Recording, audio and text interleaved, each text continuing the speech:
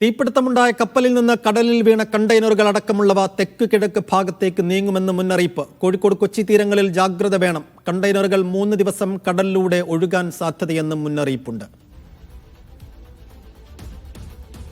സാജു വിശദാംശം നൽകും. സാജു, ഇന്നലെ പരിക്കേറ്റ ജീവനക്കാരെ കരയിലേക്ക് എത്തിക്കുന്നതിന് വേണ്ടിയുള്ള സാധ്യതകൾ ആരാഞ്ഞപ്പോൾ ഏറ്റവും അടുത്തുള്ള തീരം അതൊന്ന് അഴീക്കലും ഒന്ന് ബേപ്പൂരുമാണെന്നൊക്കെയുള്ള വിവരങ്ങൾ വന്നിരുന്നു. ഇപ്പോൾ ഈ കപ്പലിൽ നിന്നും പുറത്തു വന്ന കണ്ടെയ്നറുകൾ ഏതൊക്കെ ഭാഗങ്ങളിലേക്ക് വേഗം അടിയാനാണ് സാധ്യത? അത് സംബന്ധിച്ചുള്ള ഒപ്പം ജാഗ്രതാ നിർദ്ദേശങ്ങൾ സംബന്ധിച്ചുള്ള വിവരങ്ങൾ. Saifuddin, Indian national centre of ocean information സയൻസിന്റെ ഇൻകോയ്സിൻ്റെതാണ് മുന്നറിയിപ്പുകൾ ഉള്ളത്. ആ മുന്നറിയിപ്പുകൾ പ്രകാരം തെക്ക് കിഴക്കൻ ഭാഗത്തേക്ക് ഈ കണ്ടെയ്നറുകൾ, കപ്പലിൽ നിന്നും വീണിട്ടുള്ള കണ്ടെയ്നറുകൾ അടക്കമുള്ള വസ്തുക്കൾ ഒഴുകി വരാം എന്നാണ് ഇപ്പോൾ ഉള്ള നിഗമനം. അത് പലവിധ സാഹചര്യങ്ങളെ അടിസ്ഥാനമാക്കി എത്തിച്ചേരുന്ന നിഗമനമാണ്. അതുപ്രകാരമാണ് ഇത്തരത്തിൽ തീരത്തേക്ക് അത് എത്താൻ ദിവസങ്ങൾ തന്നെ എടുക്കും. 3 ദിവസം കടലിലൂടെ ഒഴുകി നടക്കാനുള്ള സാധ്യതകളാണ് അവർ പറയുന്നത്. എണ്ണ പടരുന്നതിനും തീരമലിനീകരണത്തിനുമുള്ള സാധ്യതകളുടെ മുന്നറിയിപ്പുകളാണ് നൽകുന്നത്. ജാഗ്രതാ നിർദ്ദേശം കൊടുക്കണം.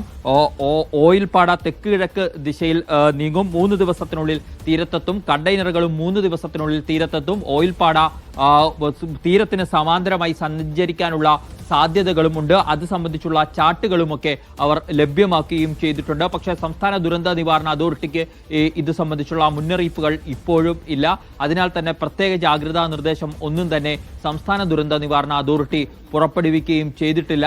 പക്ഷേ ഈ ഇൻകോയ്സിന്റെ റിപ്പോർട്ടുകൾ പരിശോധിക്കുമ്പോൾ കോഴിക്കോട് മുതൽ കൊച്ചി വരെയുള്ള തീരപ്രദേശത്ത് ജാഗ്രത വേണം എന്ന നിർദ്ദേശമാണ് അവർ മുന്നോട്ട് വയ്ക്കുന്നത്. ഈ നിർദ്ദേശങ്ങളിൽ മാറ്റങ്ങൾ ഉണ്ടാവാനുള്ള സാധ്യതയുണ്ട്. നിലവിൽ ആ കണ്ടെയ്നറുകളുടെ പൊസിഷൻ, കപ്പലിന്റെ പൊസിഷൻ, സാധ്യതകൾ എന്നിവയൊക്കെ പരിശോധിച്ചിട്ട് എത്തിച്ചേരുന്ന ചില നിഗമനങ്ങളും പ്രവചനങ്ങളുമാണ് അവർ നടത്തിയിരിക്കുന്നത്.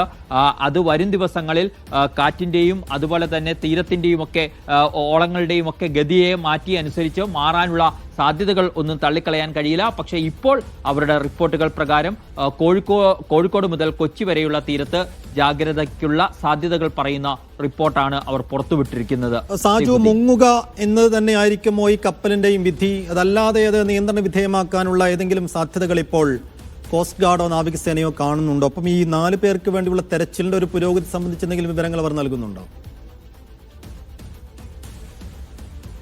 4 പേരെ കുറിച്ചുള്ള ഒരു വിവരങ്ങളും നമുക്ക് പുതുതായിട്ടില്ല. ഇന്നലെ 18 പേരെ രക്ഷപ്പെടുത്തി മംഗലാപുരത്ത് എത്തിച്ചിരുന്നു. അതിനപ്പുറത്തേക്ക് മറ്റ് 4 പേരുടെ രക്ഷാപ്രവർത്തനം സംബന്ധിച്ച യാതൊരു തരത്തിലുള്ള വിവരങ്ങളുമില്ല. കപ്പലാണെങ്കിൽ ചെരിയുകയാണ്. കൂടുതൽ അപകടകരമായ സാഹചര്യങ്ങളിലേക്ക് കപ്പൽ പോകുന്നു എന്നാണ് നേവിയും കോസ്റ്റ് ഗാർഡും ഒക്കെ വ്യക്തമാക്കുന്നത്. നേരത്തെ 15 ഡിഗ്രി വരെ കപ്പൽ ചെരിഞ്ഞുവെന്ന റിപ്പോർട്ടുകൾ വന്നിരുന്നു. ഒപ്പം തന്നെ തീ പിടിക്കുന്ന സാഹചര്യങ്ങളുണ്ട്. വീണ്ടും പൊട്ടിത്തെറികൾ ഉണ്ടാകാനുള്ള സാധ്യതകൾ കൂടി തള്ളിക്കളയാനാവില്ല. അത്രയ്ക്കും മാരകമായ ശേഷിയുള്ള വസ്തുക്കൾ ആ കപ്പലിലുണ്ട് എന്ന് അതിന്റെ ഡേഞ്ചറസ് ഗുഡ്സ് മാനിഫെസ്റ്റോ പുറത്തു വന്നതിൽ നിന്ന് തന്നെ വ്യക്തമാണ്. പെട്ടെന്ന് തീപിടിക്കാൻ കഴിയുന്ന വസ്തുക്കൾ ധാരാളം ആ കപ്പലിൽ ഉണ്ട്. സ്വാഭാവികമായും കപ്പൽ കൂടുതൽ അപകടകരമായ സാഹചര്യത്തിലേക്ക് പോവുകയാണ് എന്ന് നമ്മൾ മനസ്സിലാക്കേണ്ടിയിരിക്കുന്നു. ഇന്നലെ രാത്രി മുതൽ 2 രക്ഷാപ്രവർത്തനത്തിന്റെ ഭാഗമായി ഏതാണ്ട് 7 കപ്പലുകൾ, 5 കോസ്റ്റ് ഗാർഡിന്റെ കപ്പലുകളും 2 നേവിയുടെ കപ്പലുകളും ഇതിന്റെ ഭാഗമായി പ്രവർത്തിക്കുന്നു.